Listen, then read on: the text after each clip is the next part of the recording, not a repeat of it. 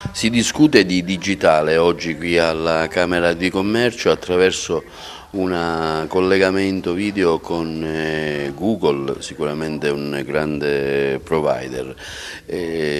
Come si svolgerà l'iniziativa? So che ci sarà un corso, chi vuole partecipare?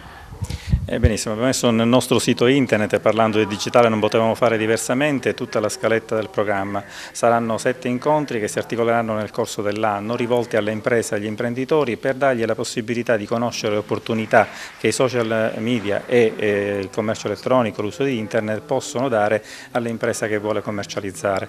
Oggi sono mezzi di comunicazione capaci di moltiplicare l'effetto notizia, nel senso che possono arrivare nel tempo, sia in breve tempo sia anche molto distante nel tempo, a un numero impressionante di persone. Utilizzare bene o male i social media per un'impresa è un fatto importante perché può determinarne il successo ovvero l'insuccesso. Ora occorre, vista il rilievo che questi mezzi hanno nella vita di tutti i giorni di milioni e milioni di persone, che l'approccio da parte dell'imprenditore verso questi mezzi di comunicazione sia adeguato e professionale.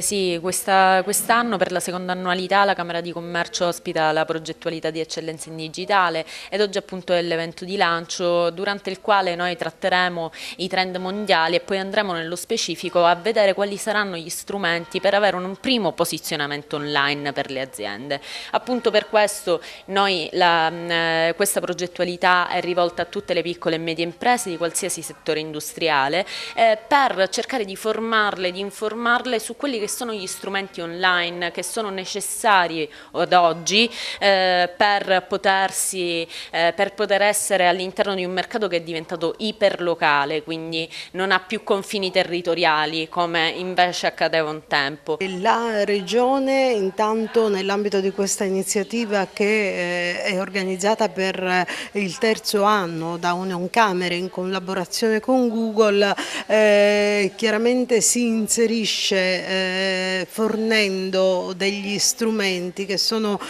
importanti.